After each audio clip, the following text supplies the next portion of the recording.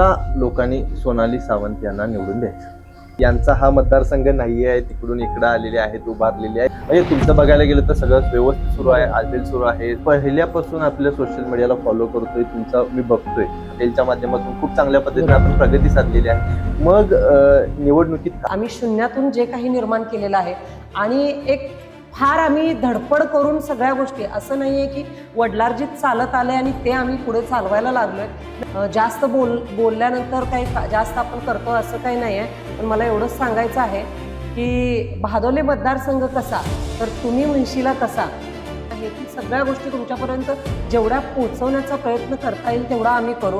आणि आमच्याकडून जर का काही चूक झाली तर नक्कीच आपल्या गावात पाय ठेवण्याचा आम्हाला नैतिक अधिकार असणार नाही अशी मी शपथ घेतलेली आहे. मी खरं सांगते की पहिल्या दिवशी जेव्हा मी गावात प्रचाराला सुरुवात केली तेव्हाच मी ठरवलं की गावात रस्ते अजिबात चांगले नाही आहेत आणि आपल्याला इथून सुरुवात करायला लागणार आहे. पण त्या शाळा खरंच आता आपण जेव्हा शिकलो तशा राहिल्यात का, पूर्ण ओस पडलेला आहे. तिथं जाण्याची मुलांची सुद्धा इच्छा होईल अशा त्या शाळा राहिलेल्या नाहीत. आणि खरंच ही फार मोठी शोकांतिका आहे. हे बघून वाईट वाटतं, पण ह्या शाळा राहिल्या पाहिजेत, टिकल्या पाहिजेत आपल्या सर्वसामान्य कुटुंबातील मुलांसाठी. काहीतरी झाल्यानंतर मग परत ॲक्शन घेतो, त्यापेक्षा अगोदर काय करता येईल मग त्यासाठी मुलींना त्या बाबतीतलं प्रशिक्षण देणं असेल, यासाठीची मला काही केंद्र काढायचे आहेत जिथं तुमच्या 7-8 वर्षाच्या आतील मुलींना वेगळं दिलं जाईल प्रशिक्षण आणि त्या 10-12 वर्षाच्या पुढच्या मुलींना वेगळं दिलं जाईल. जवळजवळचे काही लोक त्यांना सोडून चाललेले आहेत आणि तुम्ही मात्र प्रवाहाच्या विरुद्ध दिशेने की भले आपला प्रवाहासोबत आपण जात असू त्या बाजूने एक नेता कसा असावा हे साहेबांच्याकडे बघितल्यानंतर कळतं. आणि त्यांनी म्हणजे थोडक्यात कसं आहे, आपण कोणाच्या वाकड्यात जायचं नाही, कोण आपल्या वाकड्यात आलं तर आपण शांत बसायचं. यांनी दोघांनी आम्हाला ही संधी दिलेली आहे आणि त्यांचा विश्वास आणि या संधीचं सोनं तर नक्की करून दाखव. नक्कीच कुठेतरी काही करण्याची धमक आहे आमच्यामध्ये आणि ते करून दाखवलंय. असं नाही की फक्त फोटोमध्ये किंवा व्हिडिओमध्ये दिसण्यापुरतं तुम्हाला आहे. आज 1-2 महिने नाही तर गेले 10 वर्ष लोक आम्हाला बघतायत. तर कुठेतरी एक त्यांनी आम्हाला संधी द्यावी. आणि जसं आम्ही व्यवसायामध्ये एक मोठं प्रस्थ निर्माण केलंय तसं या ठिकाणी प्रस्थ नाही तर तुमच्या मनामध्ये जागा निर्माण करायची आहे आणि त्यासाठी त्यांनी मला निवडून द्यावं असं मला वाटतं. दर्शक हो नमस्कार, केके न्यूज मध्ये आपल्या सगळ्यांचं मनापासून स्वागत आहे. केके न्यूज चॅनलच्या माध्यमातून आपले प्रत्येक जिल्हा परिषद मतदारसंघाचा सुरू असलेला आढावा, त्या निमित्तानं आपण इच्छुक जे काही उमेदवार आहेत त्या उमेदवारांच्या पर्यंत जातोय, भेटतोय, बोलतोय आणि या निवडणुकीच्या पार्श्वभूमीवरती त्यांच्यासोबत संवाद साधतोय. तसंच त्यांचं जे काही व्हिजन आहे ते जाणून घेण्याचा प्रयत्न करतोय. आज मी बघायला गेलं तर भादोली जिल्हा परिषद मतदारसंघामध्ये आहे. माझ्यासोबत या ठिकाणी काँग्रेस पक्षाकडून इच्छुक असणाऱ्या उमेदवार सोनाली सावंतताई आहेत. वहिनी साहेब, केके न्यूज मध्ये आपलं स्वागत आहे. काय सांगाल, एकंदरीत बघायला गेलं तर 8 दिवसांवरती निवडणूक येऊन ठेपलेली आहे. प्रचार कशा पद्धतीने सुरू आहे आणि प्रतिसाद कसा भेटत आहे? खूप छान पद्धतीने सुरू आहे प्रचार आणि प्रतिसाद म्हणाला तर 100% एकदम उत्तम आहे आणि खूप जोशाने सुरू आहे सगळं. खरं तर आपल्यावरती आता टीका होते की यांचा हा मतदारसंघ नाही आहे, तिकडून इकडे आलेले आहेत, उभारलेले आहेत. या टीकेकडे बघताना तुम्ही कुठल्या अँगलनं बघताय? हा, आम्हाला पण ह्या गोष्टी आलेल्या आहेत कानावरती. पण थोडक्यात सांगायचं झालं तर उपरा वगैरे असं म्हणता येणार नाही. व्यवसायाच्या निमित्तानं गेले 5 ते 6 वर्ष किनी वाठार येथे आमचं हॉटेल आहे आणि तिथून माझा हा भादोली मतदारसंघ बघायला गेलं तर एक जास्तीत जास्त हार्डली 10 मिनिटांमध्ये मी प्रत्येक काहीही चांगली वाईट कोणतीही गोष्ट असेल त्या लोकांपर्यंत मी पोहोचू शकते. आणि उपरा किंवा इथला म्हणण्यापेक्षा तो माणूस किती लवकर तुमच्यापर्यंत येतोय, पोहोचतोय आणि तुमच्यासाठी काय करतोय हे बघणं महत्वाचं आहे. आणि ते बघण्यासाठी एकदा तुम्ही संधी नक्कीच दिली पाहिजे असं मला वाटतं. मतदारसंघ फिरत असताना बरेचशा तुम्हाला गोष्टी जाणवल्या असतील, त्यामध्ये प्रामुख्यानं काय वाटतं की ह्या हे प्रश्न या मतदारसंघामध्ये आहेत जे निवडून आल्यानंतर मला प्रायोरिटीनं सोडवायचे आहे? आता जवळजवळ मला 1.5 ते पावणे 2 महिने झाले मी मतदारसंघामध्ये फिरत आहे ह्या भादोली मतदारसंघामध्ये. तर प्रामुख्याने लक्षात आलेल्या गोष्टी ज्या आहेत ते रस्ते असतील, गटारे असतील, सार्वजनिक शौचालये असतील, महिलांच्या आरोग्याचे प्रश्न असतील, जिल्हा परिषदेच्या शाळा असतील, अंगणवाड्या असतील आणि याचबरोबर अजून बऱ्याच काही छोट्या मोठ्या गोष्टी आहेत ज्या की महिलांनी माझ्याकडे मांडलेल्या आहेत की आम्हाला हाताला काम नाहीये, काम मिळवून द्या आमच्या हाताला. वृद्ध वयस्कर महिला असतील, आजोबा असतील, यांनी सांगितलेल्या गोष्टी की आम्ही आता काम करू शकत नाहीये तर आम्हाला पेन्शन वगैरे याबद्दल काहीतरी करा. हे ज्या गोष्टी आहेत प्रामुख्याने या गोष्टीवरती मला काम करायचं आहे. आणि युवक वर्ग जो आहे जो आता व्यसनाधीन होत चाललेला आहे त्याला व्यसनाकडून व्यवसायाकडे वळवायचं आहे. त्याला प्रत्येक शैक्षणिक त्याच्या पात्रतेनुसार त्याला काम द्यायचं आहे. तर हे माझे काही अजेंडा घेऊन मी याच्यामध्ये उतरत आहे. खरं बघायला गेलं तर मतदारसंघ हा तसा बघितलं तर रोजगाराचे प्रश्न आहे नक्कीच. किंवा या गोष्टींच्यासाठी तुम्ही आता बोलताना एक गोष्ट बोललात की महिलांच्या हाताला रोजगार देण्यासाठी बरोबर. माझी प्रायोरिटीनं काम. त्यासाठी ताई काय तुमचं नेमकं हे प्लॅन्स असणार आहेत? त्यासाठी आता कसं आहे की प्रत्येक महिला, मी प्रत्येक घरात जाताना ना महिला मला जेव्हा उठून भेटायला येतात तेव्हा कोणी ना कोणी काही ना काहीतरी काम करतच असते. म्हणजे महिलांचं मसाले बनवण्याचं काम असेल, वाळवण पापड बनवण्याचं, लोणची पापड, सांडगे बनवण्याचं काम असेल, शिवणकाम असेल, कोणी ब्लाऊज चांगले शिवते, कोणी मेहंदी चांगली काढते, कोणी म्हणजे त्या ज्या काही छोटा मोठा उद्योग करतायत तो त्यांच्या घरापुरता मर्यादित आहे त्यांचा आता. आणि त्यांच्या गोष्टींना मार्केट मिळवून द्यायचं आहे कुठेतरी. जसं की माझे आता इंस्टाग्रामवरती 13-14 लाख फॉलोअर्स आहेत. याच्या माध्यमातून मी माझं असं काही एक पेज काढू शकते जिथे या महिलांना एकत्र काम करायला मी घेऊन ते पूर्ण मी महाराष्ट्रभर पोहोचू शकते. बरेच माझे आपल्या देशाच्या बाहेरचे सुद्धा फॉलोअर्स आहेत, त्यांच्यापर्यंत ह्या छोट्या छोट्या गोष्टी मला त्या पोहोचवायच्या आहेत जेणेकरून त्यांच्या वस्तूला एक चांगलं मार्केट भेटेल आणि त्यांच्या कामाला एक चांगला दाम भेटेल. अशा पद्धतीने काम करायचं. तुम्ही का असं ठरवलं की आपण या जिल्हा परिषदेच्या निवडणुकीमध्ये उतरायचं, ही निवडणूक लढवायची, इथल्या लोकांची कामं करायची, असं का ठरवलं? म्हणजे तुमचं बघायला गेलं तर सगळं व्यवस्थित सुरू आहे, आलबेल सुरू आहे, हॉटेलच्या माध्यमातून खूप चांगल्या पद्धतीने आपण प्रगती साधलेली आहे. मग निवडणुकीत का? नक्कीच. आता एक 8-9-10 वर्ष झालं आम्ही हॉटेल इंडस्ट्रीमध्ये आहे आणि एवढ्या वर्षामध्ये जवळजवळ 18-19 हॉटेल जे आमचे आहेत ते एकदम पूर्णपणे सेट झालेले आहेत. जसं की अगोदर आम्हाला कंटिन्यू तिथं थांबायला लागायचं 10-12 तास थांबून आम्हाला सगळं करायला लागलं, पण आता इतक्या वर्षात ते पूर्णपणे सेट झालेले आहेत. आणि यातूनच आणि आम्ही आज इतके चांगल्या पद्धतीने जर सेट आहोत तर हे सगळ्यांच्यामुळे, ना की फक्त हे माझा मतदारसंघ. आता मला इथं संधी भेटते इथून काम करण्याची, तर अख्ख्या महाराष्ट्रामुळे आज आम्ही इथं आहोत. आणि आम्हाला खरंच कुठेतरी असं वाटतं की या लोकांचं आम्ही काहीतरी देणं लागतो. समाजकार्याची आवड तर आहेच, पण ते कसं होतं की एक मर्यादा आहे. आता जे आम्ही करतो छोट्या प्रमाणात करू शकतो. जर मला मोठ्या प्रमाणात काही करायचं आहे, सगळ्यांसाठी करायचं आहे, तर त्यासाठी मला माझ्याकडे कोणतं तरी पद किंवा सत्ता असणं गरजेचं आहे. आणि त्यासाठी मी यामध्ये येते. काय नेमकं व्हिजन घेऊन आपण या निवडणुकीमध्ये उतरला? जसं की आता मी सगळं सांगितलं, महिलांच्या हाताला काम असेल, युवकांना काम देणं असेल, त्यांना व्यसनाकडून व्यवसायाकडे वळवणं असेल, गावातील ज्या काही छोट्या ह्या सगळ्या गोष्टी आहेत, म्हणजे छोट्या म्हणता येणार नाहीत, त्या लोकांच्या लेवलला त्या छोट्याच आहेत, पण खरंच त्या खूप अडचणीच्या आहेत की रस्ते खराब आहेत.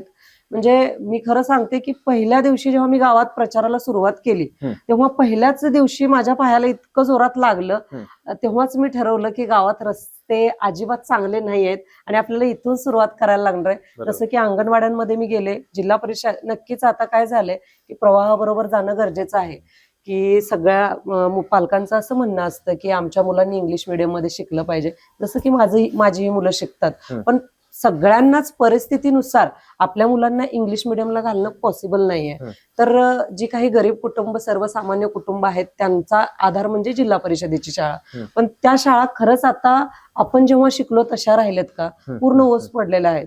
तिथं जाण्याची मुलांची सुद्धा इच्छा होईल अशा त्या शाळा राहिलेल्या नाहीत. आणि खरंच एक फार मोठी शोकांतिका आहे. हे बघून वाईट वाटतं की भले आपला प्रवाहासोबत आपण जात असू त्या बाजूने, पण ह्या शाळा राहिल्या पाहिजेत, टिकल्या पाहिजेत आपल्या सर्वसामान्य कुटुंबातील मुलांसाठी. आणि त्या शाळांचं सुशोभीकरण असेल, अंगणवाड्या सुद्धा मी पाहिल्या, दारात गुडघापर्यंत गवत आहे अंगणवाड्यांमध्ये. ज्या शाळेत मुलांना यायला आकर्षण म्हणजे वाटत नाही, त्या तिथं रमतील 1-2 तास 3 तास, असं काहीच नाहीये. तर या सगळ्या छोट्या छोट्या ज्या गोष्टी आहेत, महिलांच्या वरती अत्याचार जे होत आहेत हल्ली, त्यासाठी आपण काहीतरी झाल्यानंतर मग परत ऍक्शन घेतो, त्यापेक्षा अगोदर काय करता येईल, मग त्यासाठी मुलींना त्या बाबतीतलं प्रशिक्षण देणं असेल, यासाठीची मला काही केंद्र काढायचे आहेत, जिथं तुमच्या 7-8 वर्षाच्या आतील मुलींना वेगळं दिलं जाईल प्रशिक्षण आणि त्या 10-12 वर्षाच्या पुढच्या मुलींना वेगळं दिलं जाईल. ह्या अशा खूप काही गोष्टी मी आणि खूप विजन्स घेऊन यामध्ये उतरते.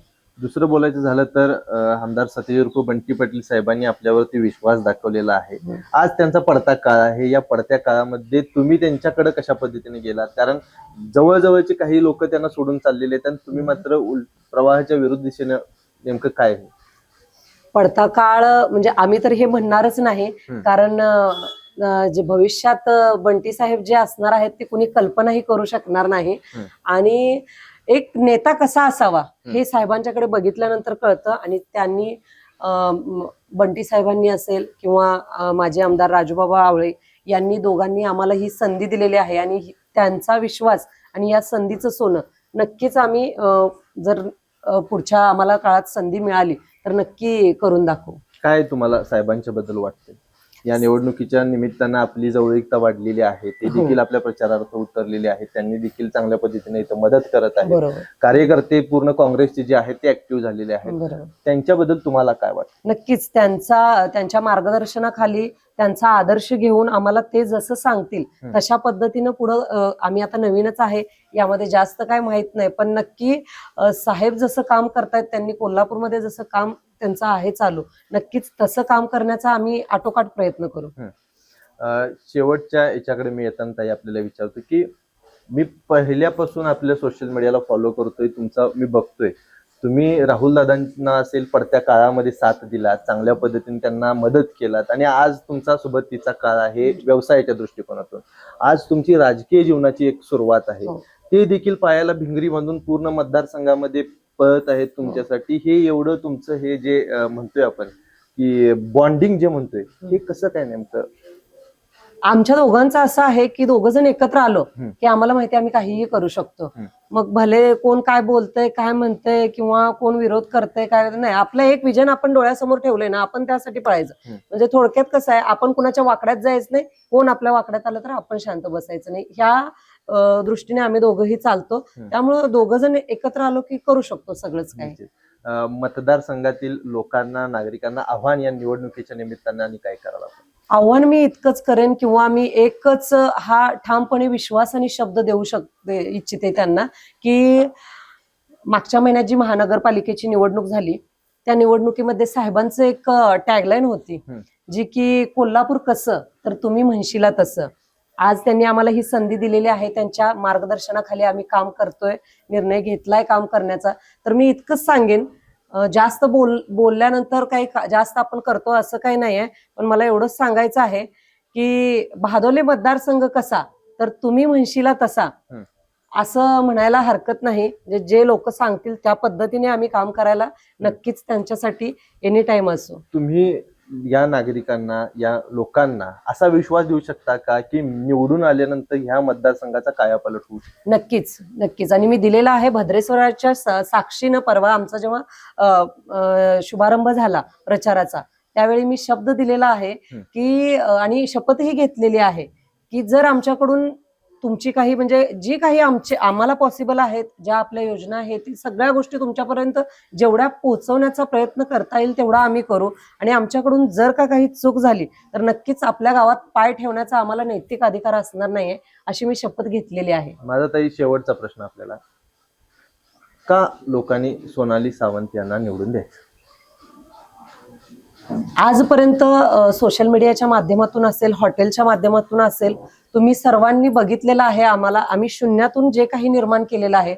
आणि एक फार आम्ही धडपड करून सगळ्या गोष्टी, असं नाहीये की वडलार्जित चालत आले आणि ते आम्ही पुढे चालवायला लागलोय. नक्कीच कुठेतरी काही करण्याची धमक आहे आमच्यामध्ये आणि ते करून दाखवलंय. असं नाहीये की फक्त फोटोमध्ये किंवा व्हिडिओमध्ये दिसण्यापुरतं तुम्हाला आहे. आज एक 2 महिने नाही तर गेले 10 वर्ष लोक आम्हाला बघतायत. तर कुठेतरी एक त्यांनी आम्हाला संधी द्यावी. आणि जसं आम्ही व्यवसायामध्ये एक मोठं प्रस्थ निर्माण केलंय तसं या ठिकाणी प्रस्थ नाही तर तुमच्या मनामध्ये जागा निर्माण करायची आहे आणि त्यासाठी त्यांनी मला निवडून द्यावं असं मला वाटतं. खरं बघायला गेलं तर आजपर्यंत केलेली काही जी कामं आहेत, समाजकार्यामध्ये आम्ही आजपर्यंत ऍक्टिव्ह आहे, व्यवसायाच्या निमित्तानं आम्ही वेगवेगळी कामं देखील करत आहोत आणि इकडं जे काही काम केलेलं आहे ते काम तुम्ही पहिला बघा आणि कामाच्या बेसिसवरती मी निवडणुकीच्या या रिंगणामध्ये उभी आहे. आजपर्यंत कुठलाही घराणेशाहीचा ठपका आमच्यावरती नाहीये. जे काही आहे ते स्वबळावरती आम्ही आजपर्यंत केलेलं आहे.